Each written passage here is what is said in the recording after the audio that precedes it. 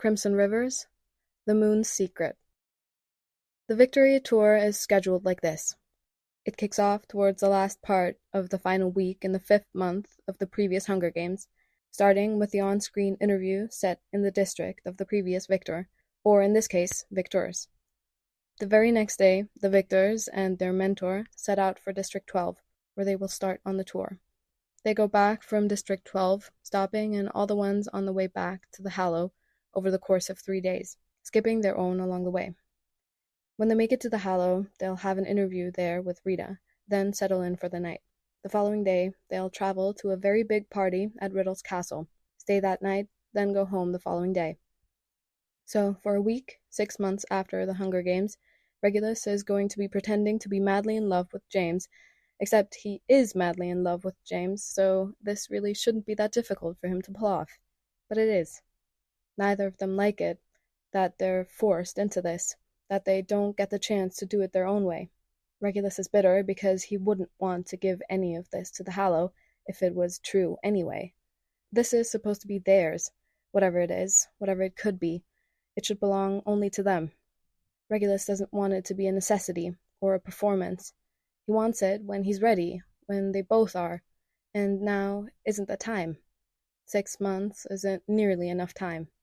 Not when Regulus still sleeps with a dagger under his pillow, clutched in his hand. Not when Regulus still talks to his dead best friend in his sleep most nights, never managing to save him when he falls. Not when Regulus still cries when he bathes, and shies away from touch, and can't work out how to give James everything he deserves. But well, here they are anyway. Pandora and Dorcas are a whirlwind when they arrive together, and Regulus is startled to realize that he's actually happy to see them. They're all doing this at the Potter's place, which is particularly awkward for Regulus, purely because he has to spend time around Effie and Monty, who have known him since he was a little kid and still have the ability to make him feel like one with something as simple as a smile. They're kind to him, warm and welcoming, treating him as they always have, like he didn't spend 10 years avoiding them at all costs, then a week in a death arena with their son, alternatively threatening his life and flirting with him in rotation. Regulus blushes every time they speak to him. Dorcas and Pandora absolutely charm Effie and Monty with ease.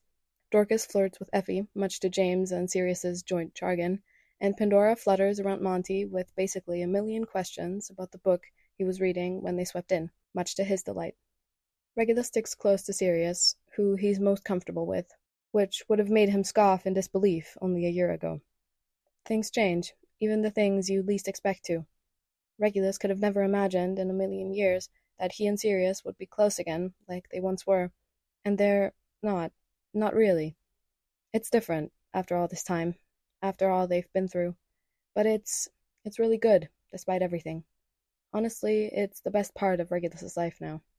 Regulus has admittedly worried that he and Sirius would drift apart back home, but neither of them allowed that to happen. Maybe that's due to Remus's influence on them both. Regulus can't be sure, but they took to caring about each other with that special brand of black stubbornness that they once used to keep their distance. Sirius is there when Regulus needs him, always. Regulus is there when Sirius comes to him for a reminder that Remus was real. He never forgets, he says, never forgets 1 second of the time they spent together, but he likes the reminder anyway. Regulus is happy to give it to him. Sirius tells him sometimes, offhand, that he loves him, casual, light, on the way out of the door, usually. Just a quick call of, "Love you, Reggie," as he carries on, like it's something he feels the need to remind Regulus of, every once in a while. After all this time, Regulus still hasn't managed to say it back.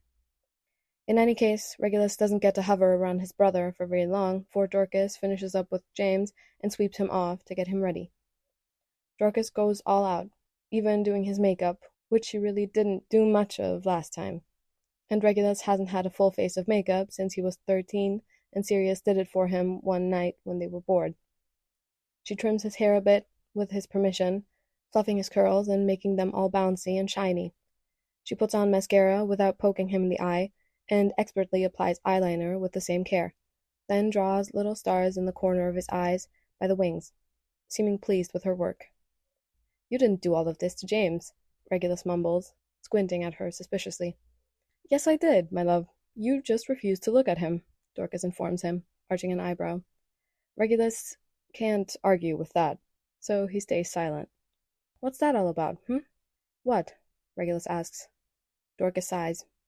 You and James, you seem on outs, which isn't very helpful for what's about to come, you know? We're not. It's just complicated, Regulus says. She stares at him boldly, and he groans in frustration, starting to lift his hands and scrub them over his face, but she catches his wrists quickly and glares at him. He drops them hastily, clearing his throat.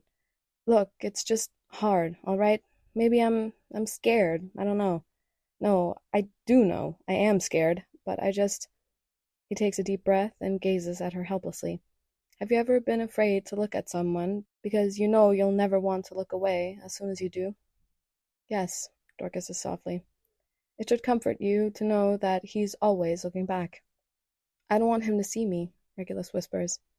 I think it's a bit late for that, Dorcas murmurs gently. Regulus swallows thickly and looks away. James nearly breaks his fucking neck to do a double take as soon as Regulus is let out again. If he was a dog, his ears would be standing straight up in intense interest.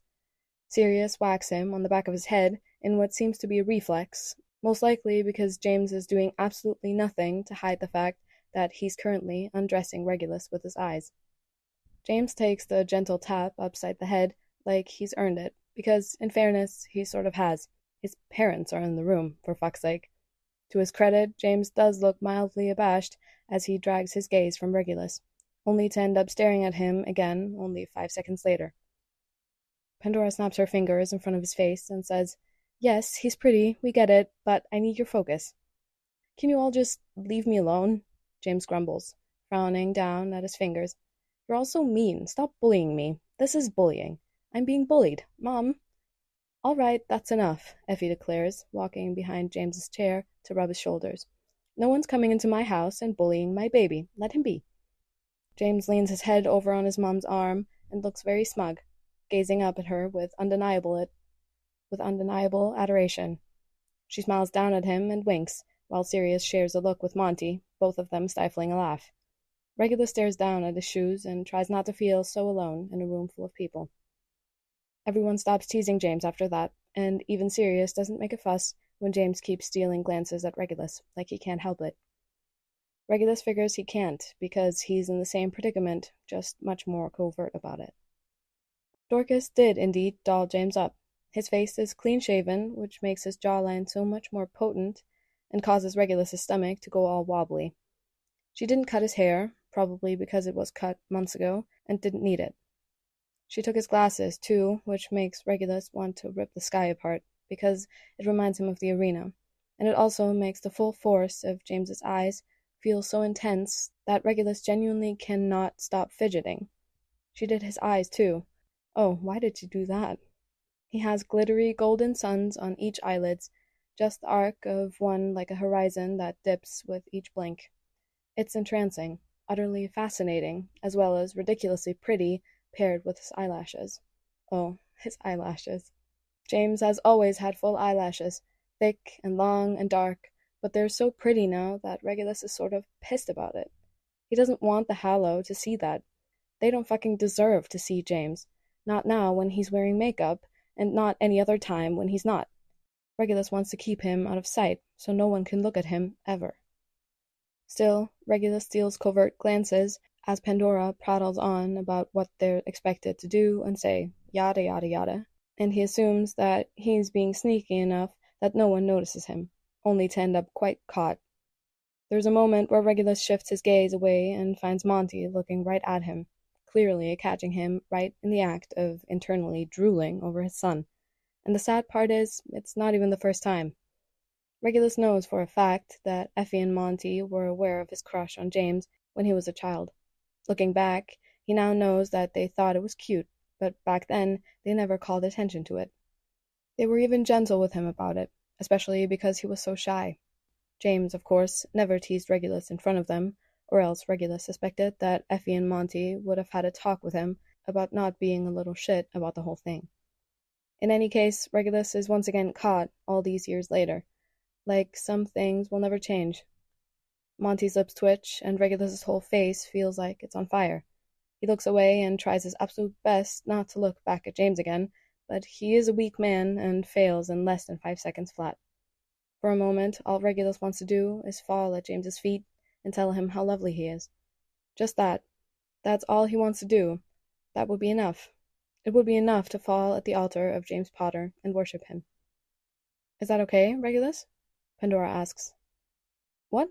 Regulus blurts out, his head snapping around to find quite literally everyone staring at him. Pandora slowly raises her eyebrows. I asked if you were fine with that. With... Regulus can feel his face burning all over again, and he can't stop fucking fidgeting, because the weight of James's gaze on him is like an actual caress. Sorry, with what? Distracted, are we? Pandora teases, her eyes crinkling as she smiles.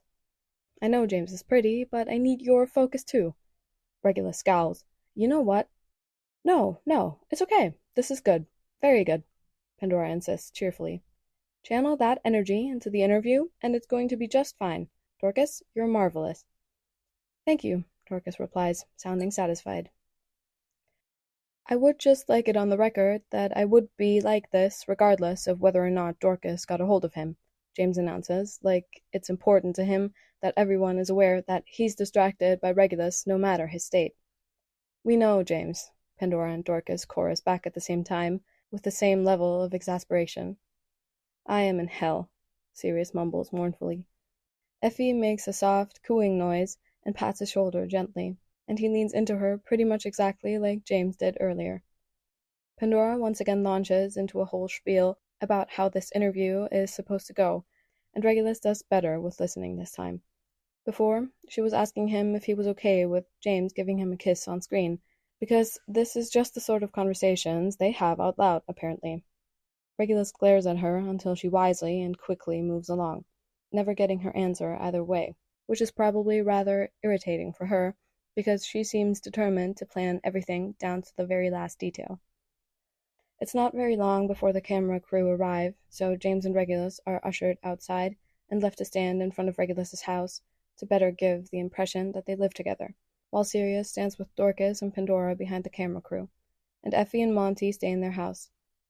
While the cameras and screens are set up and such, Regulus and James are sort of just left alone, while everyone else bustles around like chickens with their heads cut off. So, James coughs, you look nice. Regulus doesn't look at him. He can't. Thank you, James. You look nice too, James says, then makes a pff noise and waves his hand casually. Oh, it's nothing really. I woke up like this. Regulus's entire face twitches, and he struggles to fight the smile tugging ruthlessly at his lips. He genuinely can't reply for fear of opening his mouth and either releasing a helpless laugh or a smile splitting across his face. Great weather we're having, isn't it, James? Nice and sunny, but also a bit breezy. James hums and nods his head dutifully, as if in agreement. Just marvelous, really, Regulus. You're absolutely right to point it out. The breeze is nice. Regulus reaches up to swipe his hand over his mouth, trying to tuck away the growing grin, sincerely struggling not to break into laughter. James makes a noise, as if they're still carrying on a conversation. And how are you today, James? James continues, and then he shrugs and clicks his tongue. Oh, can't complain, I suppose, since I'm here with you. He gasps and presses his hand to his chest. Why, James, you are so sweet. Just the sweetest. Oh, how you make me swoon. Regulus cracks. He can't help it. His head ducks forward as he loses it, his shoulders shaking as his laughter builds up and bubbles over, light and airy in his chest. As much as Regulus tries to smother it, he literally can't. You're laughing. Why are you laughing? James asks in mock offense, putting his hands on his hips. What? Did you have something you wanted to say? No, nothing. You've said it all for me, Regulus says, shaking his head as he steals a glance at James out of the corner of his eye, still unable to fully look at him. James is grinning in triumph, which makes it even more difficult. I just thought I'd get all the awkward tension out of the way quickly. Did it work? Well, calling attention to it does bring it back to the forefront, you know? Regulus says wryly. I think acknowledging it makes it easier to handle, actually, James counters, shifting to turn and stand directly in front of Regulus, gazing at him softly. Really, how have you been? For a long moment, Regulus doesn't even know where to start. They've seen each other, of course, at least once a day, because James still brings a flower every morning, without fail. But in the past month, it's been just like all the ones before it, especially in the aftermath of Riddle's visit. A much-needed distance, for Regulus at least, because the reality that they have no agency over their own love story, or whatever, has been even heavier since Riddle made that clear to them. Regulus has been tangled up in knots about this interview, about the week they're about to endure, but now that it's here, and now that James is here, in front of him and making him laugh, Regulus realizes that he's missed him. So Regulus just admits it, just meets James's ridiculously lovely eyes and whispers, "I've missed you." "Oh," James says, a breath punching out of him as he blinks rapidly and looks so very startled, like that possibility never even crossed his mind. "Yeah, I know the feeling. I've missed you too. I mean, I'm only across the street, though. I don't mean that you had to see me, just that you could have if you wanted, at any time. If I did anything to make you think that you couldn't, or that it had to mean something for you to be able to, then I'm—" "No, you didn't," Regulus cuts in quickly. "It's not anything you did, James, or didn't do. It's me. It's still just me." "Oh," James repeats thoughtfully, and he searches Regulus's gaze for a long moment before his face softens. "Well, that's okay, Reg. I don't expect anything from you. You know that." "Maybe you should," Regulus mumbles. James purses his lips. "All I expect from you is for you to do what's best for yourself." "Yes, about that." Regulus huffs out a weak laugh and lifts a hand to rub his temple. "I don't really know what that is, you see, and I've been trying to figure that out, but it's taking a really long time. And I don't just mean with us. I mean with everything, because it's all really hard." James fills in quietly, nodding at him in visible understanding, like he actually gets it. And why wouldn't he? After all, he was in the arena too. It's very fucking hard. Sirius helps, but Regulus flicks his gaze over to where Sirius seems to be trying to soothe the frazzled Pandora and swallows as his chest goes tight. I struggle too, so I get it," James murmurs. Regulus exhales slowly and holds his gaze. "But you still bring me a flower every day. Every single fucking day, James, no matter what else is going on or how you feel." "Should I not?" James asks, almost cautious. I mean, if you'd like me not to, you know I'll stop." "Some days I wake up and I don't want to move. I don't want to speak. I don't even want to think. All I want to do is lay there. Just lay there and never get up again. So I don't really understand how you do it," Regulus says. "Funny you would say that," James replies gently, his lips curling up. "I've been tempted to ask you the very same thing, because every day, without fail, you're at that window. What gets you up when you don't want to?" Because I, Regulus stutters to a stop, blinking at James, who waits curiously. The thing is, there's a lot of answers to that question. Sometimes just knowing that he's going to see Sirius can get him out of bed on days when it's the last thing he wants to do. Sometimes it's the thought of the promise he made to go visit Andromeda, Ted, and Nymphadora again. Other times it's because Barty is there to nudge him awake and coax him out of bed. But those things have failed before. There have been times when not even those things were enough to combat the crushing weight that kept him pinned to his bed, and all that was left was a flower. One lone flower should not have that much power, and yet it does. At the start of the day, when it feels like the end of his life, and he's so very exhausted with everything, when all else fails, it's that flower James brings to him every morning that gets him out of bed. Because Regulus has to make sure that it's there, every day, desperate to find it on his doorstep, time and time again, while terrified that one day it won't be. There are days when I wake up and instantly want to go back to sleep, or just stuff my head under my pillow and never resurface. But I get up anyway, because I know you're going to be at that window, James explains. You're always there, no matter what, so I drag myself up and bring you a flower. If that's all I do in a day, at least I've done that. Maybe that's a strange thing to have as a consistent source of motivation. No, Regulus interrupts forcefully, and James blinks, looking mildly startled. No, James, it's not. It's, well, actually, it's a bit ironic, I suppose, but that flower is why I get up, even on the days when it's hardest to do so. Oh, James says softly. Regulus frowns slightly. Don't take that to mean you have to, all right? It's not a standard you have to hold yourself to, and if you don't do it or just can't, that's okay. I want you to know that I appreciate that you do it. Thank you for keeping your curtains open, James blurts out, fidgeting with the lapel of his suit jacket.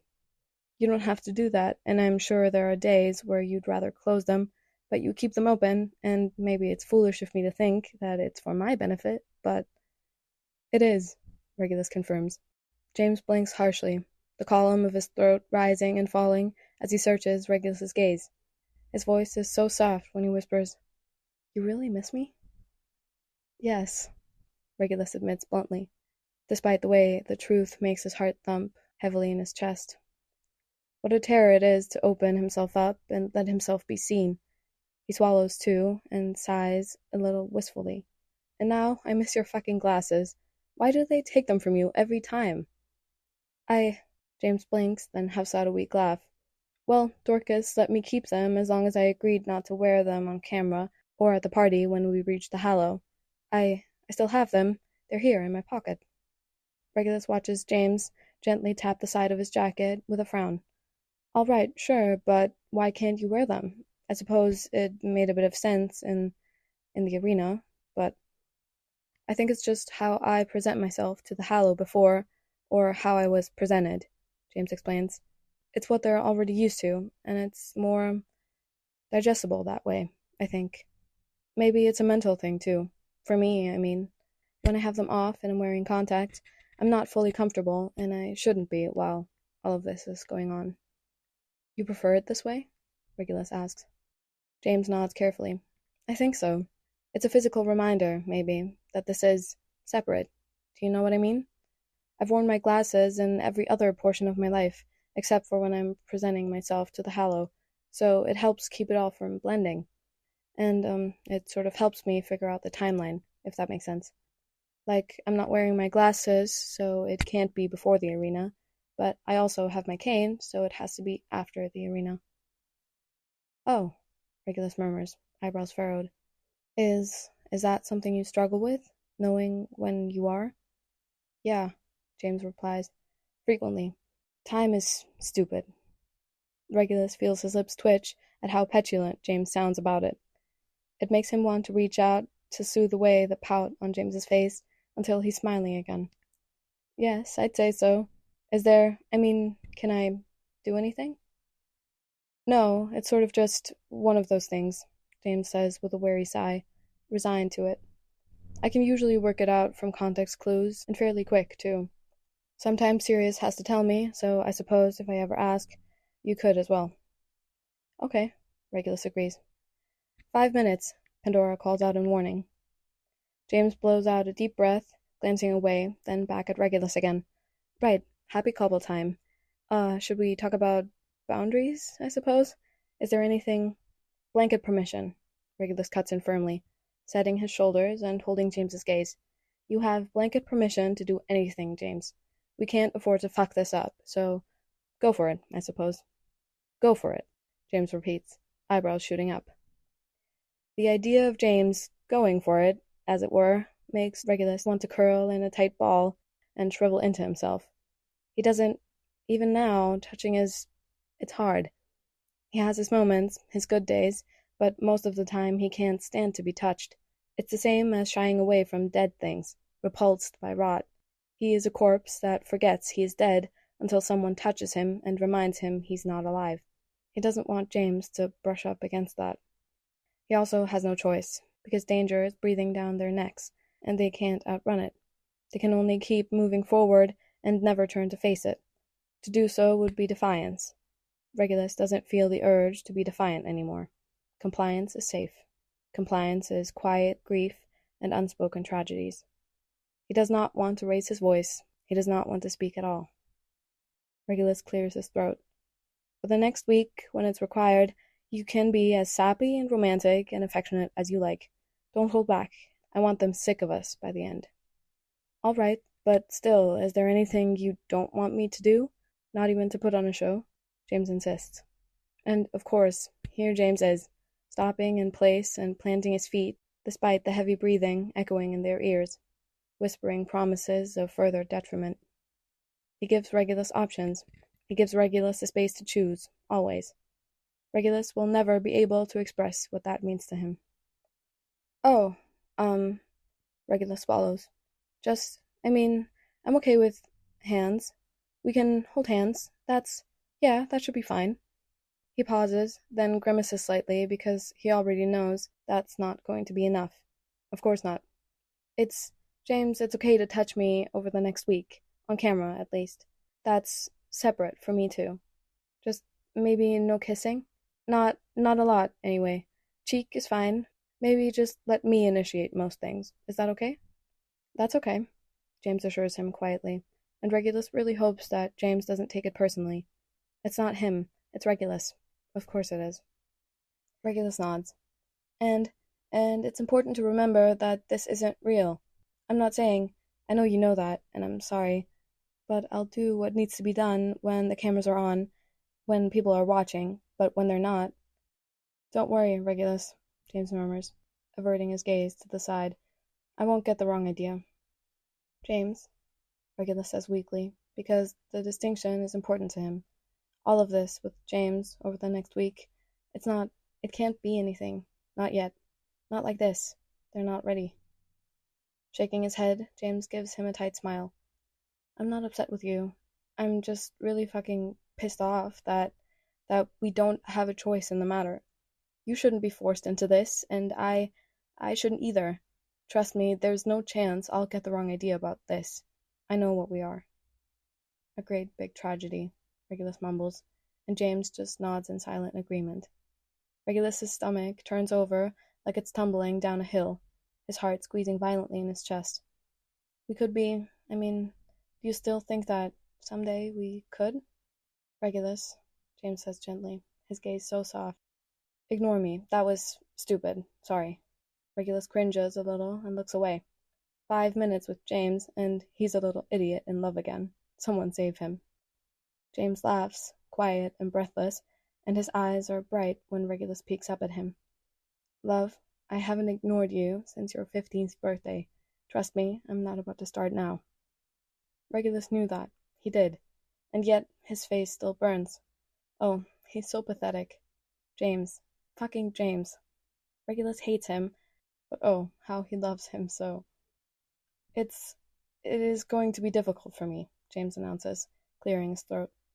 I am going to struggle, I think, and I don't want to take that out on you. I really don't. So just, if you would, don't ignore me either, please. Can we just get through it together? Regulus's heart sinks, because he doesn't know if he'll be able to manage that, or get it right. He doesn't know if he can. All he can say is, I'll try, and he hopes James knows that he really, truly will. The problem is, he's going to fail. He knows he will. He always has. Sirius doesn't remember his victory tour. Not 1 second of it. He's spoken to Effie about it in preparation for this one, because he genuinely has no recollection outside of small snatches of memories that he's not entirely sure are real. He knows it's happened, and he knows Effie was there with him the entire time, but that's about it. So Sirius is sort of visiting all the districts for the first time, too, even though he's technically already done it once. Effie has done it 4 times, once when she was a victor, once as Bellatrix's mentor, once as Narcissa's, and once as Sirius's. She gave him a basic rundown of what to expect, slipping back into a mentor role like she never even left, for which Sirius was grateful, because he really needed her guidance on this one. In any case, he feels mostly prepared by the time they leave for District 12, their very first stop on the tour. It's the day after the interview, which had gone well. James and Regulus were disgustingly lovey-dovey throughout, but as soon as the cameras were off, they went their separate ways again. Pandora and Dorcas will be with them all the way back into the Hallow, and Pandora has set James and Regulus down to coach them so thoroughly that they could probably give their speeches in their sleep. It's not going to be a good time, regardless, because they'll have to face strong reminders of people they killed and people they lost. Pandora got the full list, so she knows each tribute from each district. The ones that Sirius is worried about are the ones he's known this entire time. District 11 is where Vanity and Hodge were reaped from, where Marlene is. District 9 is home to Emmeline, who had Evan and Juniper as tributes. District 5 had Irene and Matthias, which is where Frank is. District 3 might be hard, too, because that's where Peter was from. 2 probably won't be hard, because that was Axis and Willa. 1, of course, was Malciber and Avery, but Sirius suspects that will be particularly difficult for him and Regulus, for reasons that have nothing to do with the fallen tributes, and everything to do with the fact that it'll be a bit of a family reunion if Lucius gets Narcissa and Bellatrix there. 4, 7, 8, 10, and 12 should be the simplest. District 6 is home, which they won't properly see again until the week is over. Just 1 week. They can handle a week.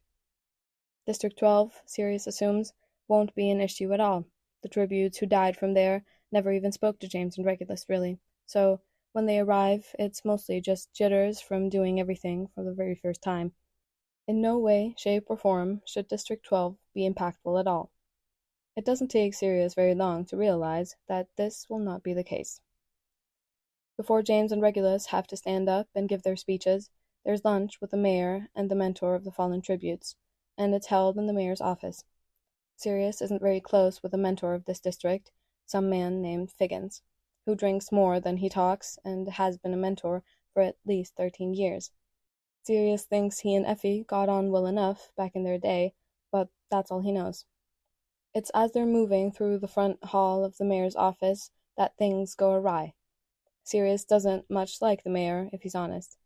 A man who cares more about the reputation of his district than the people in it, too concerned with fitting into what's expected of them, blithering on about a new order since he was given the position. He's fairly new to it, or newer than most, because he's young, only a bit older than them, from what Sirius can tell, but he acts like he's of great importance and far more distinguished than them. Sirius is admittedly tuning him out, and in doing so, he's flicking his gaze over the pictures on the wall, and one catches his eye and makes him do a double take, so hard that he genuinely comes to a screeching halt. The group keeps walking, but Sirius is frozen in place, staring at a picture of Remus with wide eyes, his heart racing. The man, Mayor Vernon, keeps on talking, but Sirius eases towards the picture. It's as he gets closer that he realizes, no, that's not Remus. It's a man strongly resembling him, or rather the man that Remus strongly resembles. The plaque underneath the picture reads Lyle Lupin, and thanks him for 30-plus years of service as an Auror. Sirius? Jolting, Sirius exhales sharply and whips his head around to find Regulus standing right beside him. Sirius clears his throat and looks over to see the others still walking ahead, but here Regulus is, waiting. Sorry, Oh, Regulus murmurs, gazing at the picture and apparently reading the name on the plaque. He blinks, then looks at Sirius again. Yes, okay. What? Sirius mumbles, weakly. Regulus arches an eyebrow at him. You know what? Just go, Sirius. I'll handle the others. Thank you, Sirius breathes out, already backing up. Don't rush. We'll be fine, is Regulus's only response, and Sirius nods gratefully before he's gone. Seeing as Sirius has no fucking clue where Lyle lives, or anything about District 12 overall, he's a bit lost from the start. Fortunately, Sirius knows how to charm people and get exactly what he wants, so he talks to every person he comes across and gathers enough information to hopefully point himself in the right direction. Eventually, Sirius is walking slowly up a set of rickety steps, his breath held as he approaches a sea-foam green door with a brass knocker that he just stares at for a few moments in rising distress. He's never used a fucking door knocker before. Is that a thing? Do people actually use that?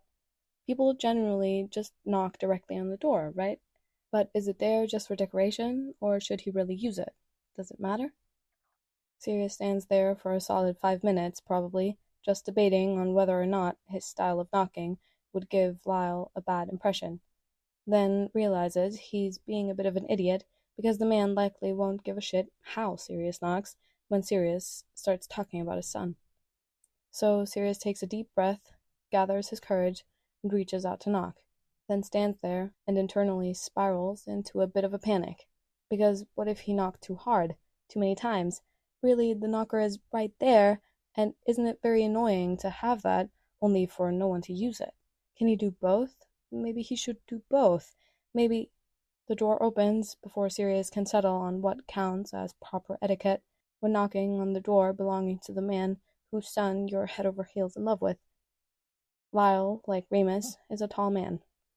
He's older than the picture in his office, his hair graying and his eyes framed by wrinkles. He looks stern, and Sirius can see where Remus gets that guarded expression of his from. Lyle, also like Remus, is incredibly handsome, aged like fine wine, as that saying goes. "Hello," Sirius greets, struggling not to cringe because of how formal he sounds. Hi. I know you don't know me, but my name is Sirius Black. I'm the mentor to this year's victors," Lyle fills in. Then Sirius trails off, awkwardly. Poor Lyle looks like he has absolutely no idea what would bring Sirius to his door, which is fair, because if not for Remus, Sirius would have no reason to be here. "Is there something I can help you with, Mr. Black?"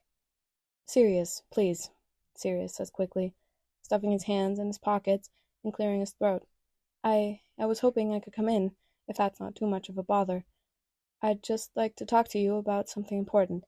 I'm aware that's confusing, sir, and I understand if you'd rather not, but I really do think you'll be grateful that you did." Lyle regards him for a long moment in complete silence, visibly bemused, then steps back and murmurs, "You've caught me at a good time. Come on in." "Thank you," Sirius replies, following Lyle further inside. Past the little hall from the front door, where there is a coat rack, the main sitting room waits. Sirius can see the kitchen off to the side, quaint and cluttered, and two separate halls that he presumes lead to rooms. The sitting room has two chairs with a side table between them, a lamp resting on top of it, and a framed picture of a much younger Remus being hugged from behind by a beaming woman that Sirius is quite sure is Hope Lupin. Sirius's breath catches when he looks at it, because only one glance tells him that Remus got his freckles and hair from his mom. And they both look so fucking happy in the picture that it leaves him breathless. It's the sort of photo that you'd find in happy, loving homes with whole families that aren't trapped together by all their broken parts. Nothing like what Sirius comes from. It's the sort of photo that Effie and Monty would have all over their house. It's the sort of photo that wouldn't make you think that anything ever went wrong, that this family ever knew tragedy or loss. "I don't mean to be rude," Lyle says carefully, drawing his attention, "but I'd appreciate knowing what you're here for." Sirius opens his mouth, closes it, then does it all over again, and repeats as he tries to figure out how to start. His legs are jumping up and down restlessly. "Right, so well, honestly, I'm not sure how to explain. I suppose I should just come right out and say it." "That's generally a good place to start, yes," Lyle agrees.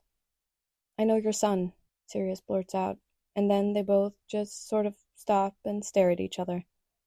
Lyle isn't moving, doesn't even seem to be breathing, and neither is Sirius. There is an emotion flickering in Lyle's eyes, but Sirius can't put a name to what it is. The silence stretches on, and Sirius finally can't take it anymore, his exhale exploding out of him as he promptly begins to ramble. I got to know him, your son. Recently, when I was in the Hallow, we got to know each other, to be more precise, which was... Wait, just... Lyle holds up a hand, and Sirius snaps his mouth shut. Lyle's fingers are ever so slightly trembling, even as he stares at Sirius steadily. "My son, you... know him?" Sirius swallows and nods. "Yes, Remus. We got to know each other, like I said. He was assigned to our suite as a servant, but I made him take his mask off. Wait, no, that came out wrong. I did try to, at first, with good intentions, but in the end, he made the choice to take it off himself, and he was free to do just as he pleased in the suite. So he did, and we spent a lot of time together. We talked a lot, which is how I know about you, and he's just brilliant, Mr. Lupin, truly." "He's..."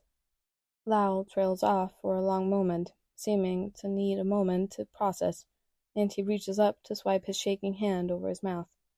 Whatever emotion exists in his eyes, it just keeps getting brighter. Is he well? Is Remus okay?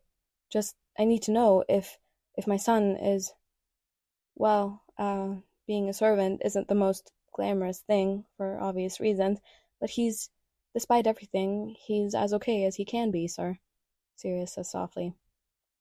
He's kind and passionate, and he hasn't let the past 5 years make him forget his worth. When I was with him, I saw many smiles and heard plenty of laughter, if that comforts you at all. Lyle's eyes sink shut. It does.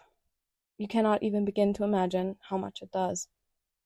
He talked about you and his mum with just so much love, Mr. Lupin, Sirius murmurs, his heart clenching when Lyle's eyes flutter open, shining a bit, wet with unshed tears.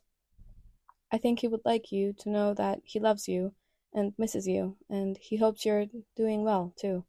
I know circumstances are unfair, but if I could give him this, then I had to at least try. I'm sorry if I've overstepped, but you have not. Thank you. Lyle reaches out and hovers his hand over where Sirius has his arm propped up on the chair. And after a beat, he rests his hand on Sirius's arm and gently squeezes it. Thank you. Thank you so much. Sirius takes a deep breath. I plan to see him again when I go back to the Hallow for the next Hunger Games.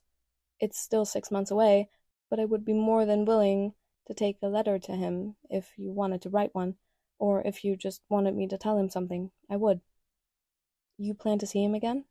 Lyle asks as he draws his hand away, eyebrows furrowed in confusion. Well, yes, sir, Sirius admits. I intend to make it happen, whatever it takes. Bribery, if necessary. I have a way with the Hallows, anyway. I'm sort of good at manipulating them to do what I want, and for Remus, I will. Lyle blinks, staring at him, and then nods slowly. Well, I'll hardly stop you. From what I understand, Remus has a bit of freedom while with you, yes? Yes, sir, Sirius says. I don't really like servants. He pauses, then his eyes bulge. Wait, I didn't mean it like that. I meant that I don't like how servants are treated, and I don't allow it in our assigned suite, when it's safe for them to be treated as they should be. Remus isn't the first that I insisted on getting to have basic human rights, but he is the first that actually allowed himself to fully agree. Usually the danger it poses holds most people back, and I can't blame them for that, but Remus was different. I always feared that he would get into trouble he could not get out of, and now that he has, I feared that everything that made him who he was would be taken from him, Lyle confesses quietly. To know that this is not the case, to know that he still... Lyle exhales and looks up to hold Sirius's gaze, lips curling at the corners. You've given me a gift I can never repay, Sirius, and I cannot even begin to express what it means to me. I would like to write him a letter, if you meant it when you offered to take it to him. I meant it, Sirius confirms immediately. I'll get it to him, sir, I promise. I think it would be very good for him. It's a risk. I'm sure you know this, but I feel the need to point it out. If only because I sincerely doubt that my son would want you to endanger yourself, even for this. If you're discovered giving this letter to him, you would both be punished, or possibly killed. I know, Sirius says, his voice steady and unwavering. I'll be careful, of course, but the risk is worth it for him, and I can only hope that you'll agree. If it's discovered, you would also be in danger, Mr. Lupin. I can't force you, and I would understand if you'd rather not. I'm sure Remus would as well. No, Lyle murmurs. If you're willing, then I want to. My son was always so brave, even to his own detriment, and I can stand to be brave for him now. There are things I never got the chance to say to him, things he deserves to hear, so if you're absolutely sure about doing this, I am, Sirius assures him. Very well. Lyle leans forward and pushes himself out of his chair, blowing out a deep breath. He moves over to a bookshelf in the corner and shuffles things around to grab something, bringing it to Sirius. This is a photo album, if you'd like to flip through it while I write the letter. Just give me a moment. Sirius grabs the photo album and nods at Lyle. Of course, take your time. Lyle gives him a faint smile and wanders off down the hall to the left, presumably to go write the letter to Remus in the privacy of his own room, which Sirius can't begrudge him. To pass the time, Sirius does indeed flip through the photo album, grateful that he's alone, because he's pretty much infatuated from the very first page. It's photos upon photos of Remus growing up, all the way from a baby to an adult. Lyle, Hope, and other people feature in the picture as well. One girl pops up a lot that Sirius believes is Lily, based on her red hair and green eyes and how close she and Remus seem to be. In most photos, Remus is smiling. None of his baby pictures, though, because he was apparently a baby who never smiled, always scowling or crying, which Sirius finds ridiculously adorable.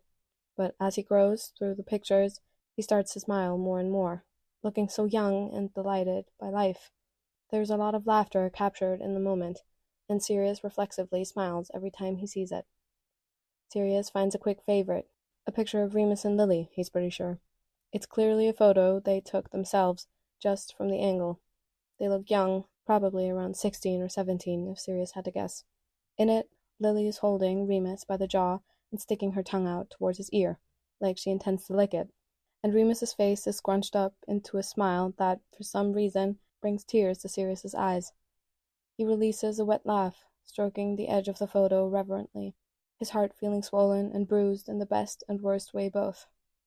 It's just, well, this could have been around the time Sirius was in the arena, or afterwards, when things were so fucking hard for him. It hurts in a way to see people living with such ease, as if the world wasn't falling apart, because at that time, that's how it felt for him. In the same breath, something about it soothes Sirius too. Just to know that Remus had this, to know that he was happy and loved. Remus, unsurprisingly, was heartbreakingly handsome throughout his youth, and there is absolutely no doubt in Sirius's mind that he had people falling all over themselves for him. Sirius fell all over himself for Remus, so really, he gets it. That doesn't mean he's very pleased to come across a photo of Remus and some boy who he must have been dating at the time, because they're kissing in it. Sirius purses his lips and glares at the picture, then flips to the next page with a huff. Towards the end, the pictures become more spaced out, and eventually, Hope stops showing up in them at all. Remus's warm smiles start to take on an edge, something a little sharp in his grin, as if he's always ready for a fight, no matter what's going on. There's one candid of Lily and Remus both smoking, touching the very tips of their burning cigarettes together as they flip off the camera, so Sirius assumes someone else took it. And finally, there's the last photo.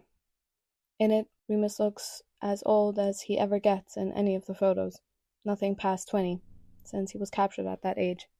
He's sleeping in the picture, with Lily right next to him, both of them sprawled out, with their mouths slack and their limbs thrown over each other carelessly. Sirius stares at it for a long time. He's never seen Remus sleeping, never had the chance to, and he'll never see it in person. It's a crying shame, because Remus is lovely while sleeping, at least when he's resting comfortably. He looks gentle, like the kind of person who would smile as soon as you made eye contact with them. Sirius misses Remus so much that it's pitiful. He misses Remus all the time, no matter what he's doing, and he only needs to be alone and get still for a few minutes before his mind is turning to every memory of them that he has.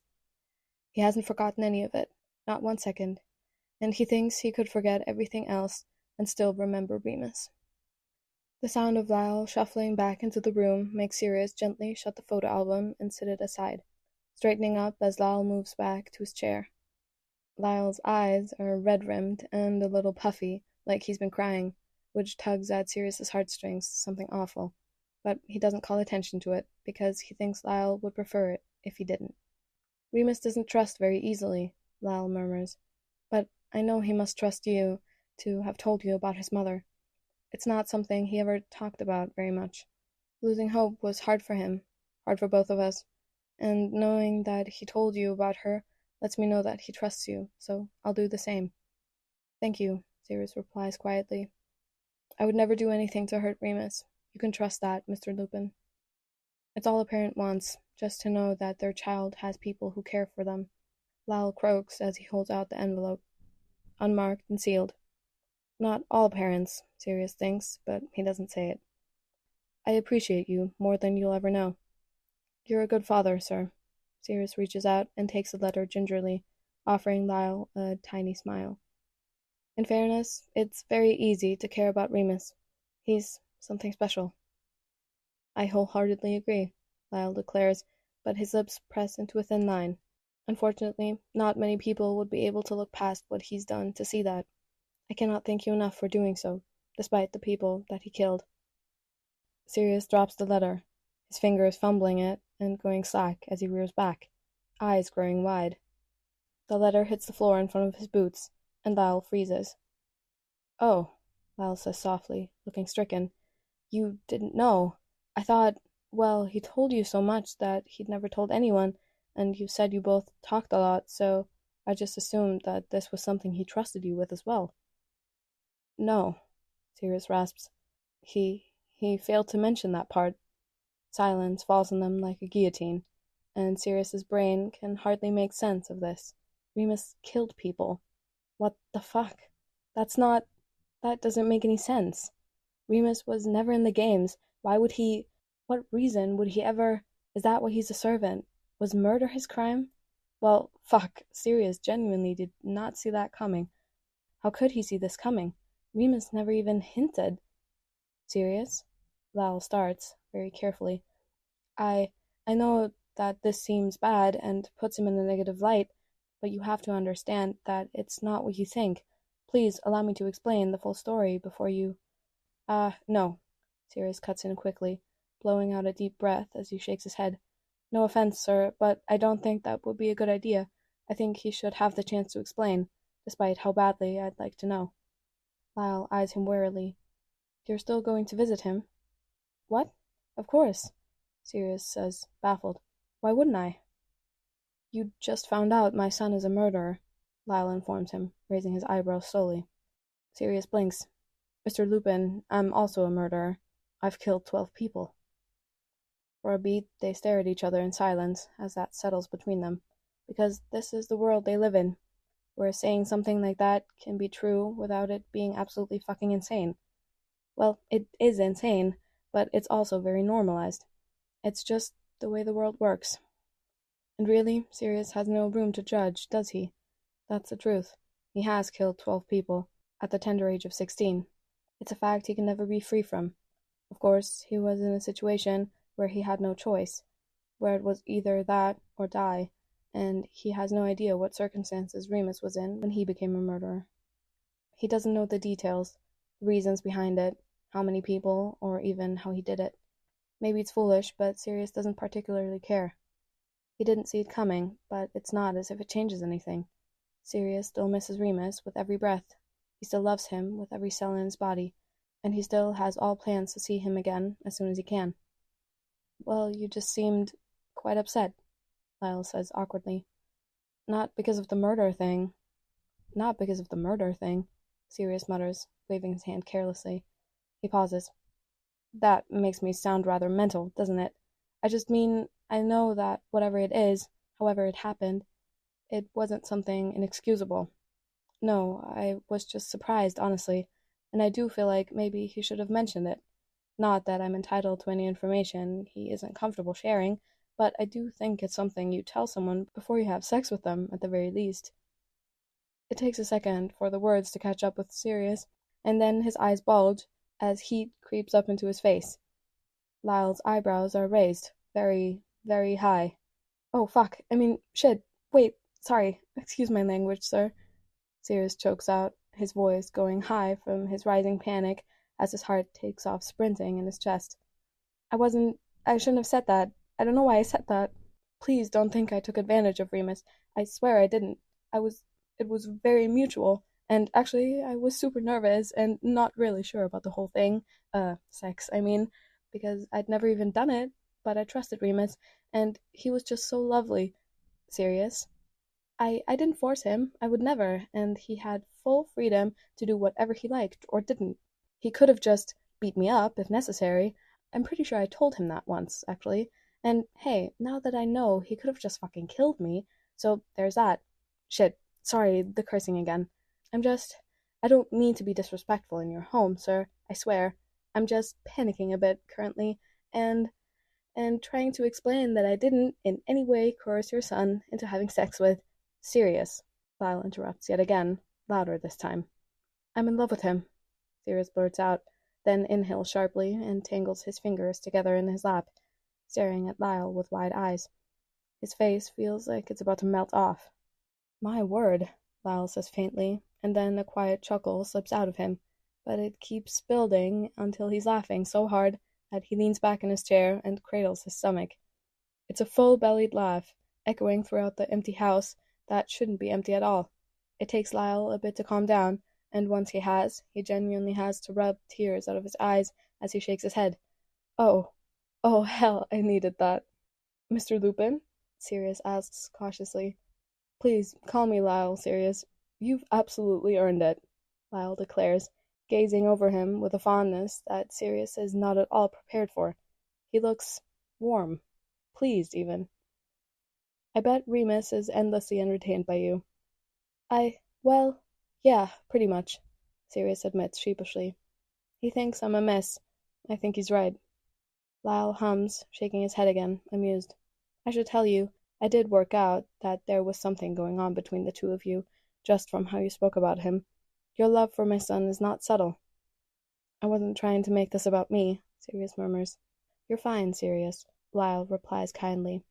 It's comforting, in fact, to know that he's loved. It also doesn't surprise me in the least, not with my son in mind.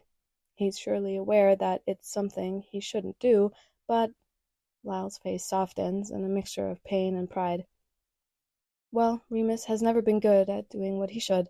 As concerning as this is, I'm grateful to know that hasn't changed about him. Sirius clears his throat and leans down to pluck the letter back up carefully. Right, well, sorry for, you know. Don't worry about it, Lyle says wryly. He's Remus.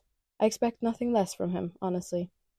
Sighing, Lyle glances at the clock, then focuses on Sirius again.